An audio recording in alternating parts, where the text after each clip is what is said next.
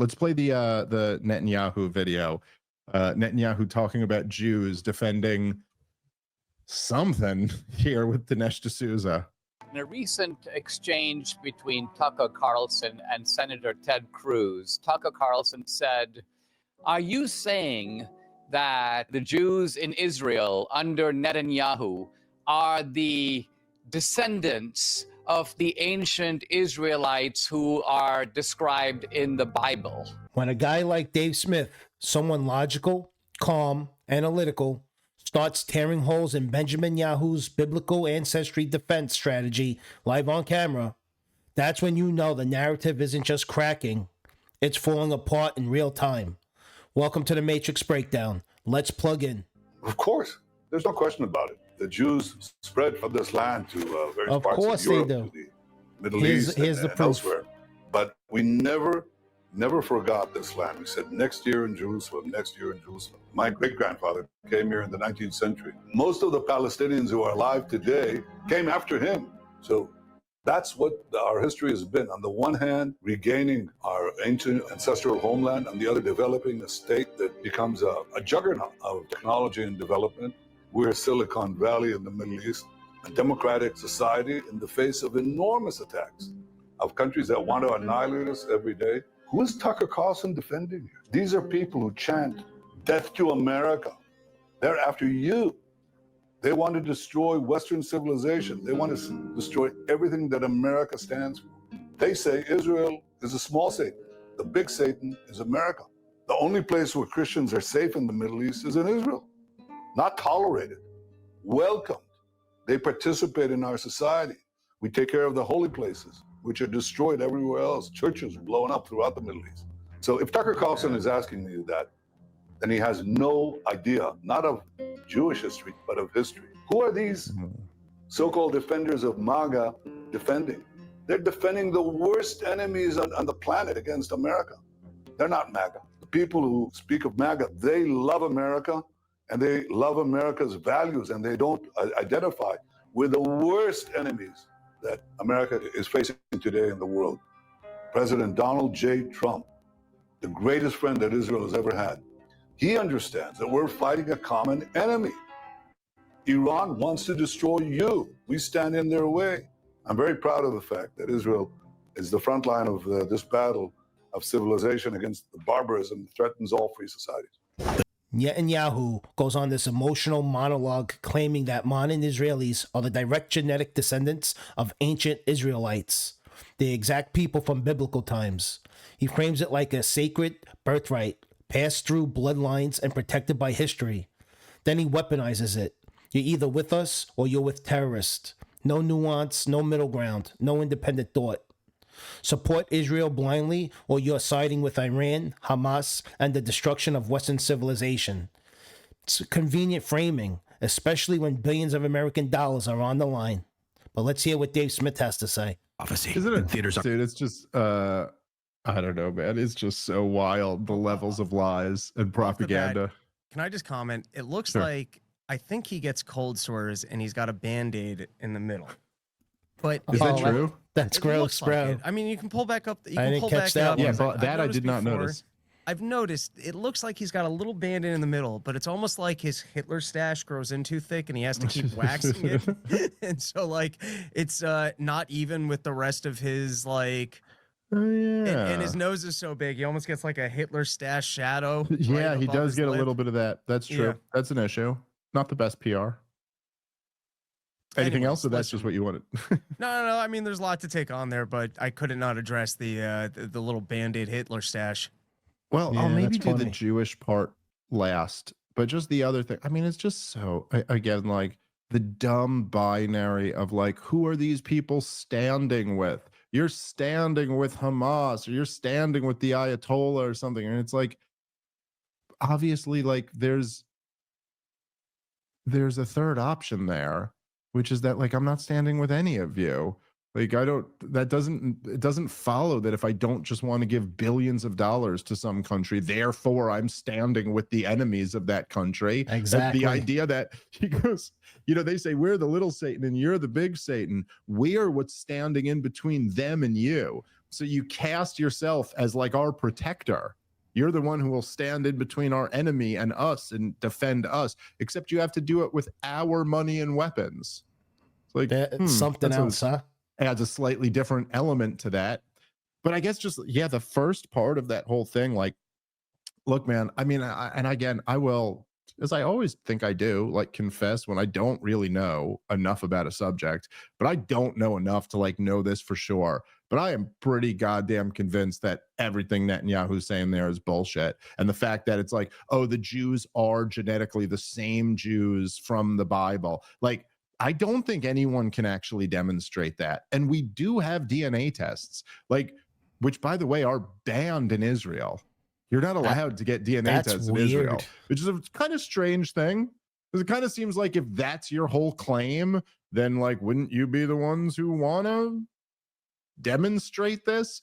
The truth is that like Sephardic Jews, I know this much, that Sephardic Jews and Arabs have like incredibly similar DNA, and that the European Ashkenazi Jews like me and Rob have distinct differences from them. And so I just don't think, again, I do not know enough to know this for sure, but I just don't think it's at all scientifically demonstrated that like, no, these people are the ones who originally come from that land. But again, that wouldn't even matter. It doesn't even make, nobody ever thinks of a property rights dispute based off whose blood goes back further in this land.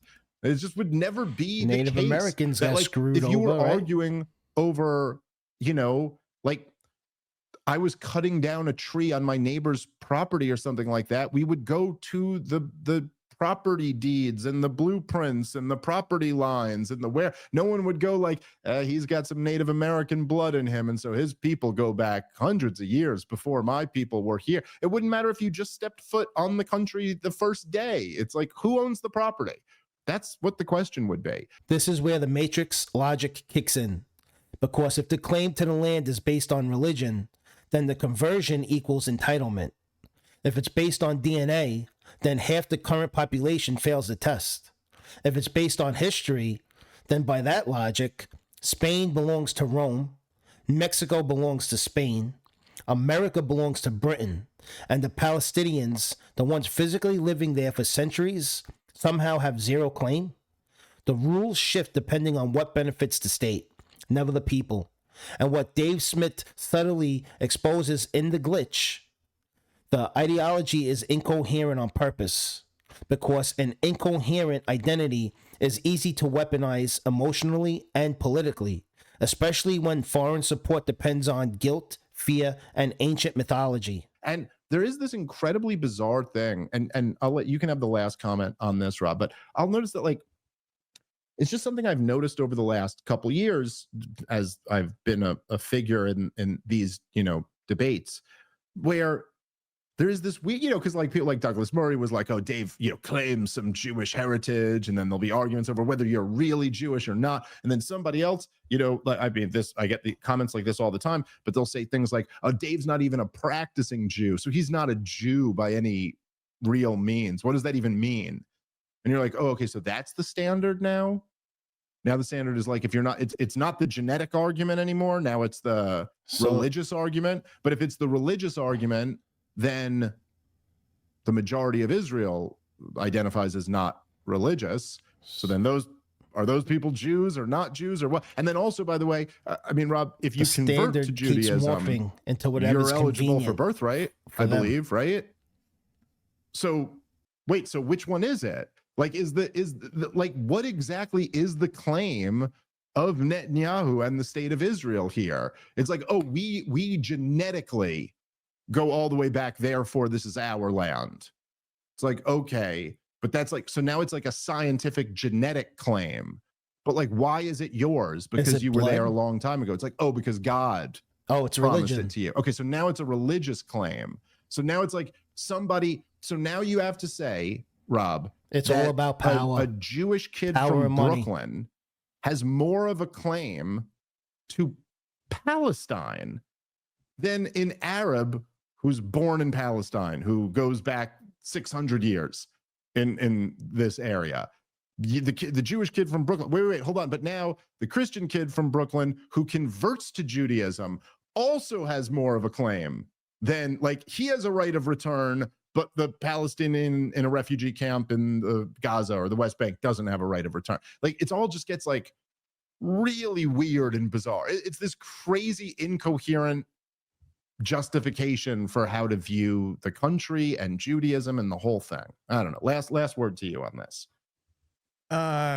Well, I don't agree with any of what Netanyahu said. I think what caught my eye more was the burning of churches, which Israel's done a bit of in other areas. Yeah. And then also this idea of it just proved to me that these nations would hate us if we didn't support Israel, or that you're actually on the front lines of a fight that would, for any reason, include us. I just validate that claim. In terms of Jews' ancestral homeland, I agree with you that it doesn't create a claim in the modern world that you can just go back and reconquer territories because the Bible allocated them to you. With that said, in terms of there is a fair point to be made that Sephardi Jews are, had somewhat different DNA. They're darker. You also have Ethiopian Jews who are straight up black. Yep. And so, I could in 15 minutes track the lineage of the rabbinic Jews to Second Temple quickly, and earlier than that. And so now you're already going back to the times of basically King Solomon. Yeah. And so you're not really looking at that much of a gap from, because you're already talking about the later books. But what gets interesting there, and I know that there is some actual, I think it was Sheldon Richman had some quotes from David Ben-Gurion in his book, Coming to Palestine, about this. But where the other interesting thing there is that it does seem to be that a lot of those Muslims in that part of the region were forcefully converted to Islam. And so essentially there's a whole lot of Sephardic Jews in there with them. Yeah, right. I got you. So those might actually be the people who God promised Jews the land who to. Are Muslims. Right. Yeah, but that right. doesn't that doesn't kind of change. Listen, Jews is not really a genetic identity, because if someone converts, you're not even allowed to ask them. They're just considered Jewish. And so, in terms of the lineage of Judaism, it probably is accurate that, these are descendants of people that lived there at some period of time. Isn't it interesting? And I do got to wrap up on this. Yeah. But isn't it interesting, for all the talk about Jews, that half the thing is it's not even clear exactly what you're saying here. Here's the real red pill. If the argument was solid, no one would need censorship. If the claim were undeniable, no one would need to guilt, shame, or threaten critics. If the history were airtight, there would be no need for psychological pressure, campaigns, media manipulation, or narratives that silence debate instead of winning one. Truth stands on its own.